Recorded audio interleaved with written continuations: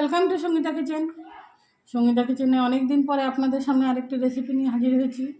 সেটা হচ্ছে মান কচুর তরকারি। দেখুন এখানে মান কচু আমি কেটে দিই, একটু ন্যাকামো করে বললাম। Welcome to Sangeeta kitchen. Sangeeta কিচেনে অনেক দিন পরে আরেকটি রেসিপি নিয়ে হাজির হয়েছি। সেটা হচ্ছে মান কচুর কাঁচা জলে তরকারি। তেল মশলা খুবই কম লাগবে। কাঁচা জলে কীভাবে মান কচুর তরকারি করি দেখুন। এবার মান কচু এইভাবে আমি একটু মোটা মোটা করে পিস করে কেটে নিয়েছি। এর সঙ্গে যেটা মশলা লাগবে, সামান্য মশলা, সেটা হচ্ছে 1.5 চামচ মতো জিরে বাটা। এতটা কচু দেখুন, এই কচুটা মানে ওজনটা ঠিক আমি বলতে পারবো না, তাও ধরুন কাটার পরে 1 কেজি হয়েছে। তারপরে এখানে 1.5 চামচ জিরে বাটা, 1.5 চামচ কাঁচা লঙ্কা বাটা, আর একটু টমেটো সামান্য নিয়ে নিলাম, দিলেও হবে না দিলেও হবে। আর লাগবে এর মধ্যে কিছু চিংড়ি মাছ। কাঁচা জলে কীভাবে এই তরকারিটা করবো এবার দেখে নিন। এই দেখুন আমি আগেই জল বসিয়ে রেখে গেছিলাম। এর মধ্যে আমি নুন দিয়ে দেবো পরিমাণ মতো।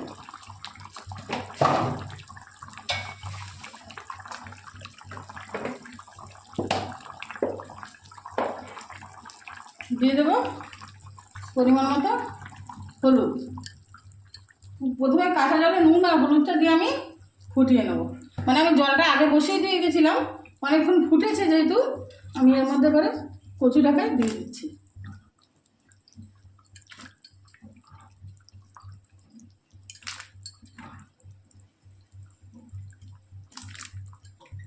সব কচুগুলো এরকম দিয়ে আর একটু সিদ্ধ হবে।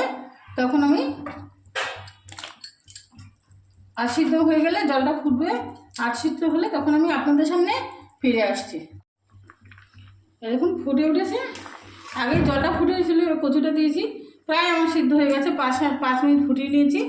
এবার এর মধ্যে আমি কাঁচা জিরেটা দিয়ে দেবো, কাঁচা লঙ্কাটা দিয়ে দেবো। দেখুন এর মধ্যে আমি কোনো তেল কিন্তু এখনো ব্যবহার করিনি। এবার দেখুন দিয়ে 2-3 মিনিট ফুটিয়ে নেব। ফুটিয়ে নিয়ে ফিরে আসছি। দেখুন এবার আমি একটা পাত্রে এটাকে ঢেলে নেব। একটা পাত্রে ঢেলে নিয়েছি। এবার আমি কড়ার মধ্যে একটা শুকনো লঙ্কা ফোড়ন দিয়ে দেবো।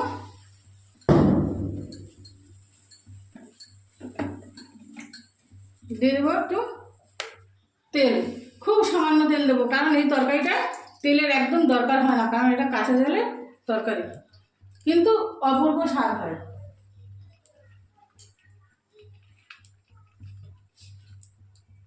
দিয়ে দেবো একটু গোটা জিরে।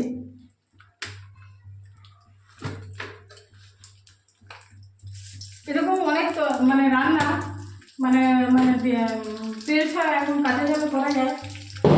আপনারা আমার ভিডিওগুলো দেখবেন, তাহলেই বুঝতে পারবেন।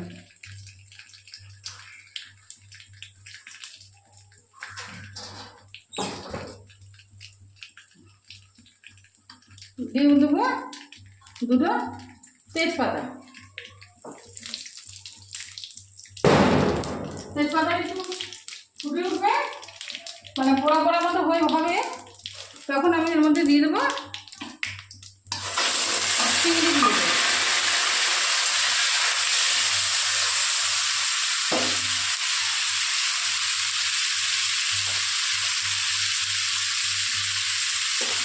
সামান্য চিংড়িটা কালারটা আসার জন্য সামান্য তেল আর সামান্য একটু নুন আমি এর মধ্যে আবার দিয়ে দিলাম।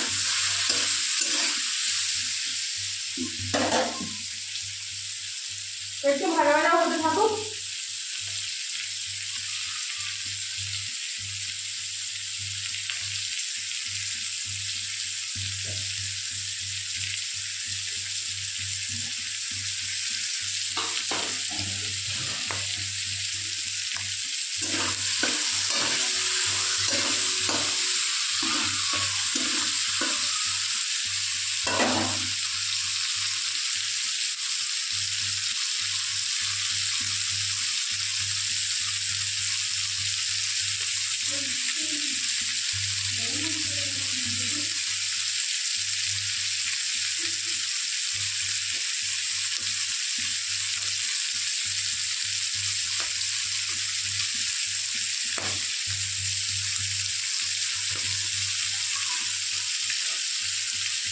এবারে এর মধ্যে আর একটা জিনিস যেটা দিতে হবে, আমি একটু গোটা গরম মশলা এর মধ্যে দিলাম। এবার আমার মায়েরা বাড়িতে এটা বেটে নামানোর আগে দিত, কিন্তু আমি এটা গন্ধটাও হবে কিন্তু একটু খাদ্য গন্ধ বলে সংক্ষেপে আপনাদের আমি দেখিয়ে দিচ্ছি। এবার আমি এর মধ্যে কচুটাকে দিয়ে দেবো।